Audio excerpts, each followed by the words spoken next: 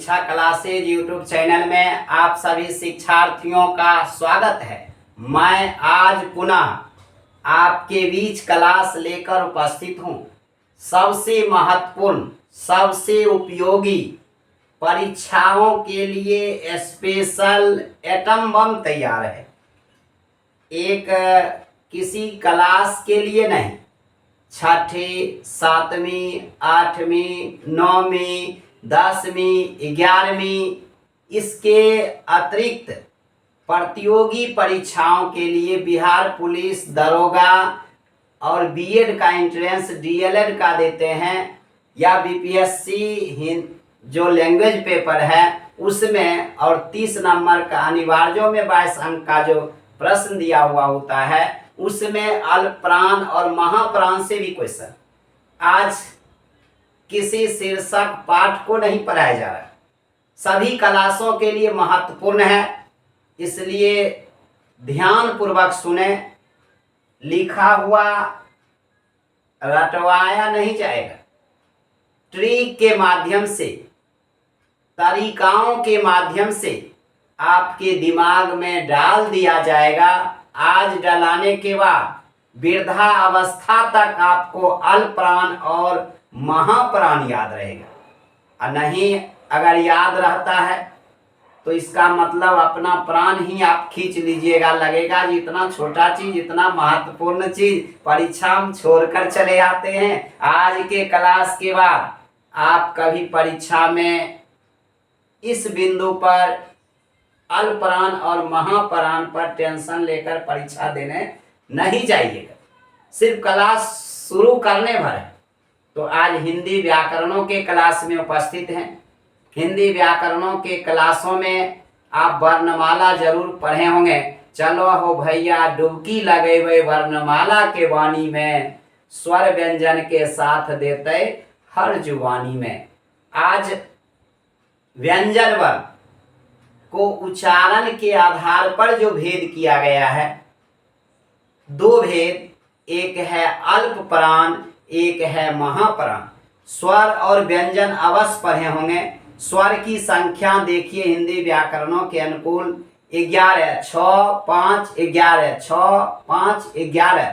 एक cricket team में खिलाड़ी 11, और गरीब लोग अगर हैं किसी के यहाँ भोज खाने, वैसे तो गरीब लोग तो ज़्यादा ही चुमान देते हैं, और ज़्यादा पैसे वाले हैं तो वो 11 रुपया जरूर चुमान देते हैं।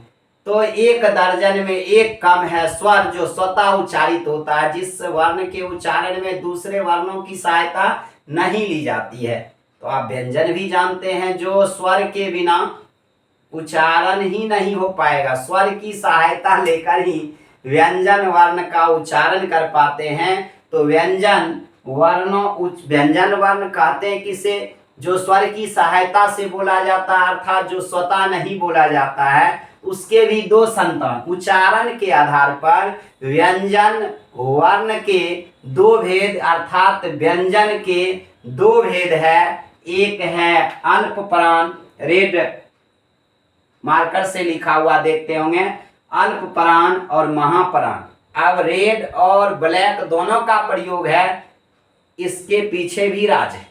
तो क्यों रेड से भी लिखे हैं और ब्लैक से क्यों लिखे हैं, दोनों कलर क्यों? क्योंकि दोनों को जब ट्रिक बताएंगे, चिन्हित करेंगे तो याद रह जाएगा। ना परिभाषा याद करना है और ना पहचानने के लिए याद करना है, ना अल्पप्राण की संख्या याद रखने की आवश्यकता है, ना महाप्राण की संख्या रखने की आवश्यकता है। अल्प व्यंजन उच्चारण के आधार पर यदि पूछा जाए जो व्यंजन के कितने भेद, तो दो भेद बताएंगे। उच्चारण के आधार पर व्यंजन के दो भेद, एक है अल्पप्राण, एक है महाप्राण। व्याकरण है लेकिन मजा आएगा, रस है, आनंद है व्याकरण पढ़ने में, तो और मजा आएगा।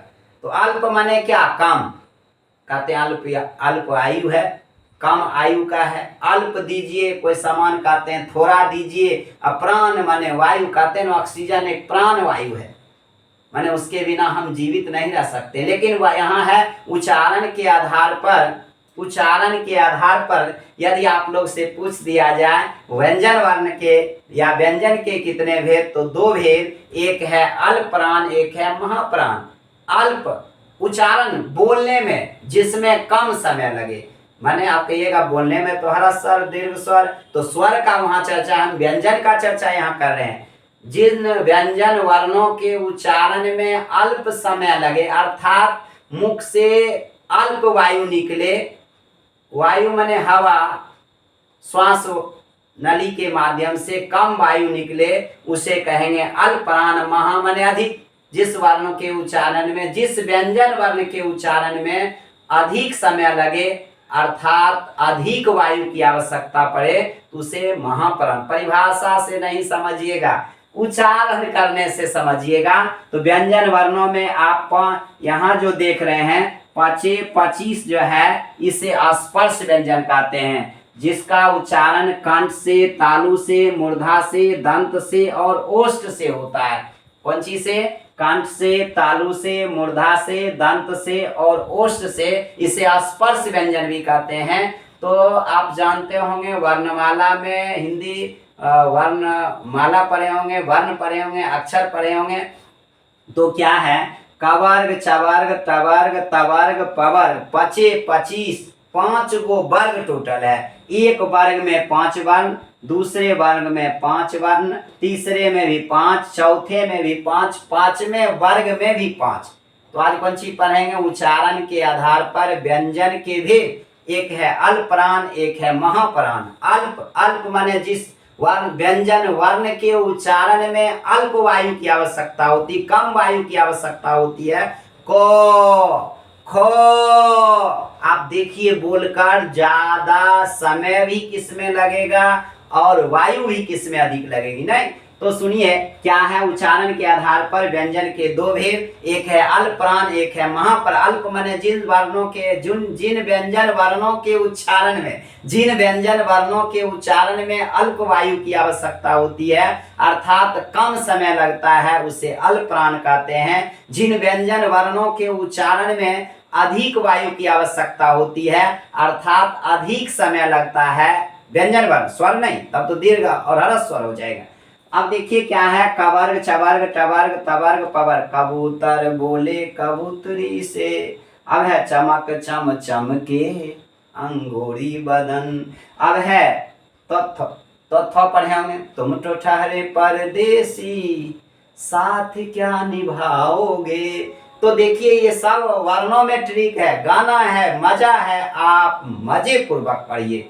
तो क्या है, कवर्ग, चवर्ग, टवर्ग, तवर्ग, पवर्ग। अब देखिए ये सब में क्या वर्ण है? 1 2 3 4 5। एगो कहेंगे पहला वर्ण, कवर्ग का पहला वर्ण, दूसरा वर्ण, तीसरा वर्ण, चौथा वर्ण और पांचवा वर्ण। जिस व्यंजन वर्णों के उच्चारण में अल्प समय लगेगा बोलने में, को बोलते हैं। यदि हम खो बोलेंगे तो को में कम समय लगेगा, खो में अधिक समय लगेगा। यदि हम गो तो देखिए अब रेड पेन से हम जो है चिन्ह देते हैं, ये ललका से जो घेर रहे हैं वो सब समझ जाइए अल्प प्राण होगा। तो देखिए क च ट त प, क च ट त प, ये अल्प प्राण है। माने प्रत्येक वर्ग का पहला वर्ण, तीसरा वर्ण और पांचवा वर्ण, ये भी याद करने का तरीका हम बता देते हैं, कैसे याद रखिएगा, पहला, दूसरा और तीसरा। नहीं, इसका देखिए तीसरा वर्ण।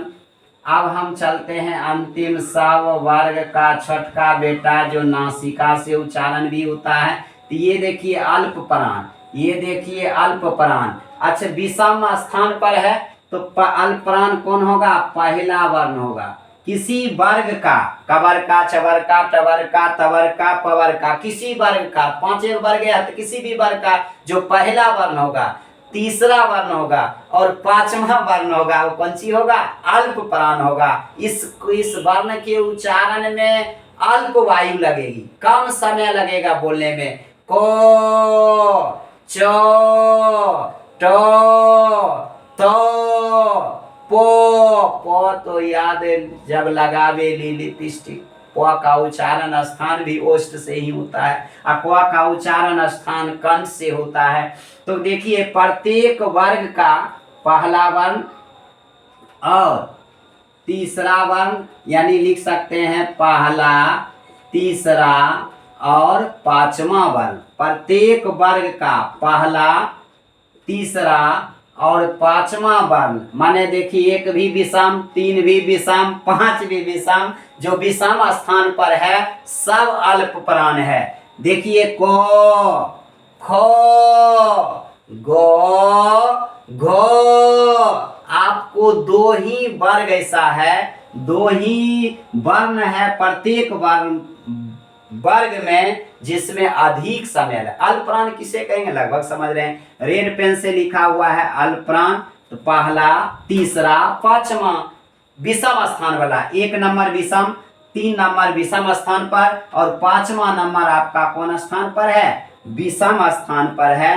1, 3 और 5वां ये सब कौन सी है, अल्प प्राण है। और इसके अतिरिक्त भी फिर हम रेड चला रहे हैं, य, र, ल, व, ये भी अल्प प्राण है। और उत्क्षिप्त व्यंजन जिसे द्विगुण भी कहते हैं, इसको द्विगुण इसलिए कहते हैं, 2 तरह से लिखते हैं, अब ये भी बताते हैं। और रेड वाला आपको इस यहाँ द्विगुण जिसको उत्क्षिप्त व्यंजन कहते हैं, तो ये भी आपका अल्प प्राण ही है।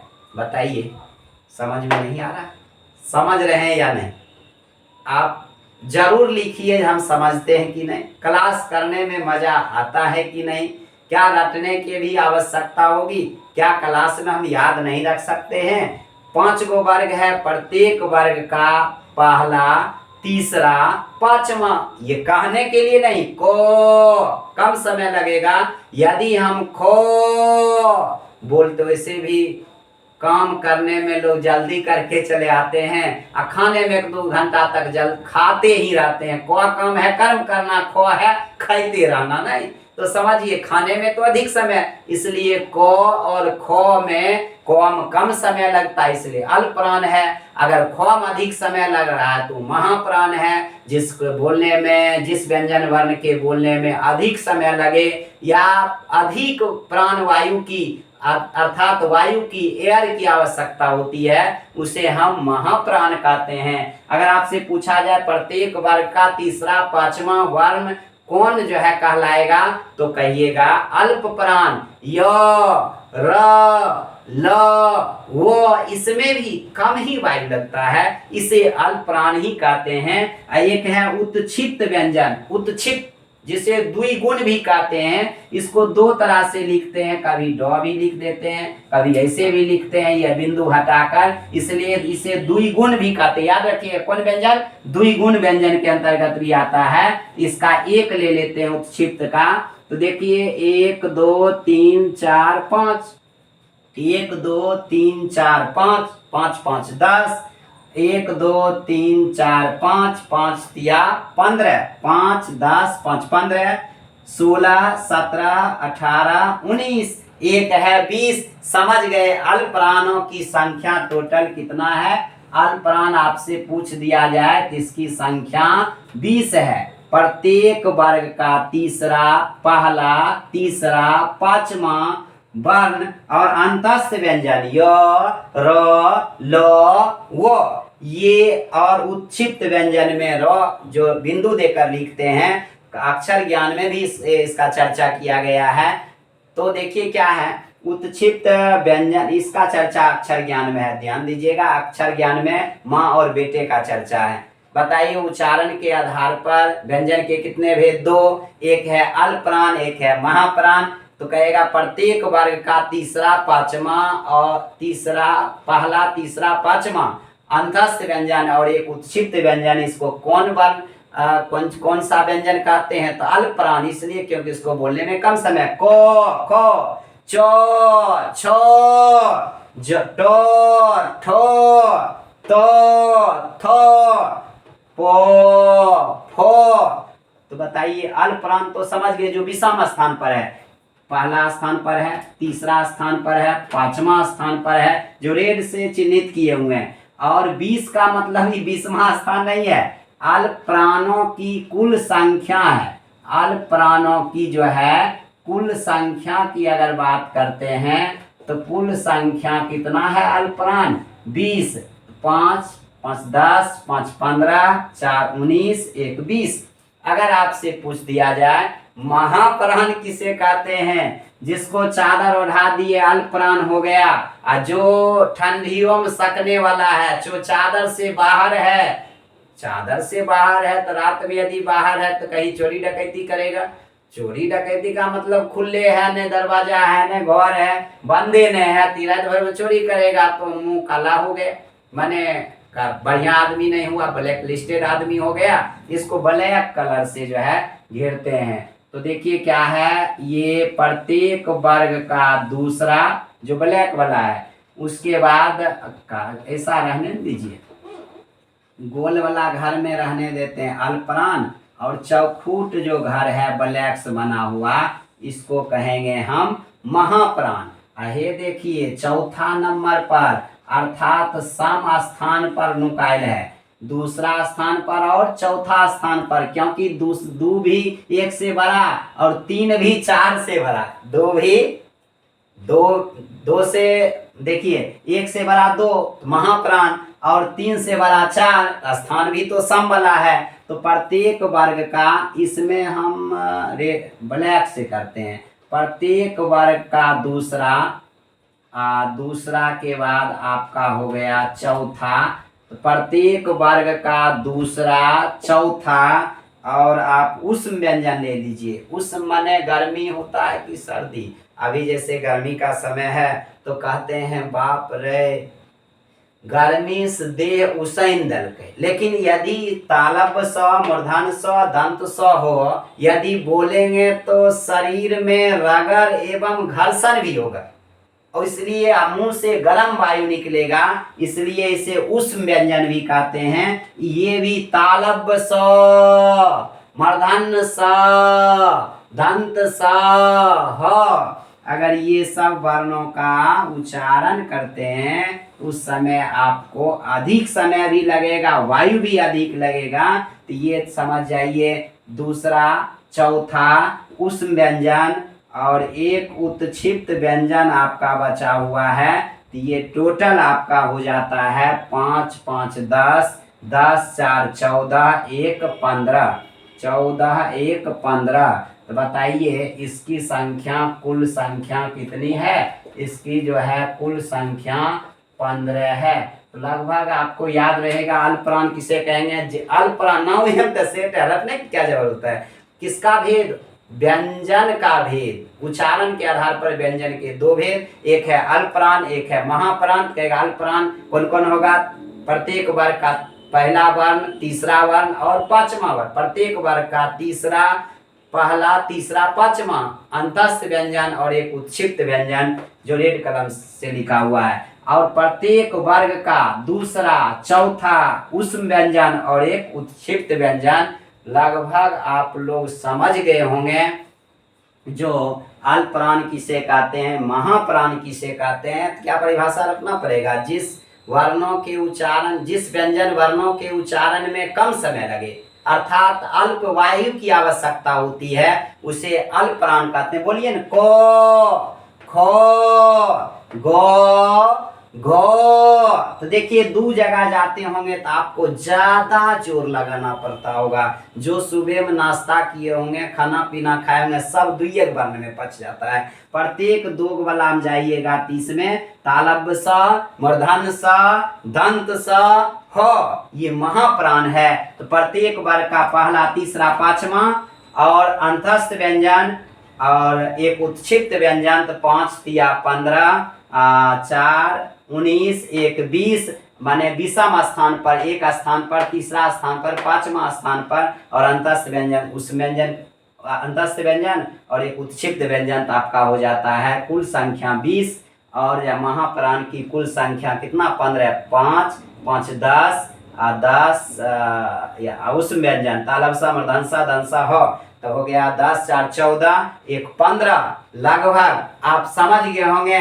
आप बताइए, परिभाषा रटिएगा, किसी गैस पेपर का लिखा हुआ है, एटम बम का, या चीट मारिएगा। कहेगा बताइए कौन सा व्यंजन है, तो बता देंगे अल्प प्राण है, अल्प प्राण व्यंजन है। महाप्राण व्यंजन कौन है, दूसरा स्थान पर। अगर आपसे पूछा जाए तालब स तो आप बताइएगा महाप्राण है। अगर आपसे पूछा जाए अंगा, अंगा देखिए बोलने में कम समय लगता है तो अल्प प्राण है। पूछा जाएगा जो पहला तीसरा वर्ण कौन व्यंजन के अंतर्गत आता है, तो हम बताएंगे अल्प प्राण। कहेगा सम स्थान पर वाला जो व्यंजन है वो कहलाएगा महाप्राण, दूसरा स्थान और चौथा स्थान उस व्यंजन और एक उत्क्षिप्त व्यंजन। बताइए, कोई भी प्रतियोगी परीक्षा में पूछ दे, कहीं पहचान, अब जाकर स्वर में प्रवेश कर जाइएगा, स्वरों के 11 को शामिल नहीं कीजिएगा। इतने में आपको खोजने की क्या जरूरत है, आपको सब याद हो जाएगा। एक नंबर में है विषम स्थान पर, तीसरा नंबर पर गौ है और अंतिम वर्ण 5वां नंबर का है। विषम स्थान पर चुन कर याद रखिएगा। अल्पप्राण है, कम वायु की आवश्यकता होती है, कम समय लगता है व्यंजन वर्ण के उच्चारण में। महा माने अधिक, अत्यधिक समय लगता है, महाप्राण कहलाता है। तो बताइए अल्प प्राण और महाप्राण में कोई समस्या नहीं। जब भी जाइए परीक्षा में तो समझ कर जाइए, समझ कर अगर जाते हैं तो बहु वैकल्पिक प्रश्न आपसे गलती नहीं। आप 9वीं क्लास के यदि देखते होंगे 10वीं तीने कहिएगा अभी हमारा जान छोड़े वाला छे। व्याकरण ऐसा चीज है जो आपको आजीवन जान नहीं छोड़ सकता अगर पढ़ाई से मतलब रखते हैं। अगर पढ़ाई से मतलब भी नहीं रखते हैं तो हिंदी तो आपको बोलने के लिए भी आने की आवश्यकता है, क्योंकि आप जानते हैं हम जिस समाज में रहते हैं अधिकतर ठेठी के साथ हिंदी का ही प्रयोग करते हैं और हिंदी का बोलने में बोलचाल में भी प्रयोग करते हैं। तो हिंदी का ज्ञान रहने से गाड़ी आ रही है कि गाड़ी जा रही है, धोती फट गई कि धोती फट गया, चश्मा टूट गया कि छाता टूट गया, ये सब हमें विवाह हो गया कि विवाह हो गई, शादी हो गई कि शादी हो गया, ये सब का ज्ञान के लिए भी कम से कम हमें हिंदी व्याकरण पढ़ने की आवश्यकता है। ये नहीं कि जान के छुटकारा मिल गए, बाप रे अल्पप्राण महाप्राण बड़ा भारी रहे। लेकिन आप क्लास करके देखिए, हमारे क्लास में भारी नहीं, यहाँ जो भी भारी होगा उसे आसान करके आप तक पहुंचाया जाएगा। आज का क्लास हम यहीं पर खत्म करते हैं।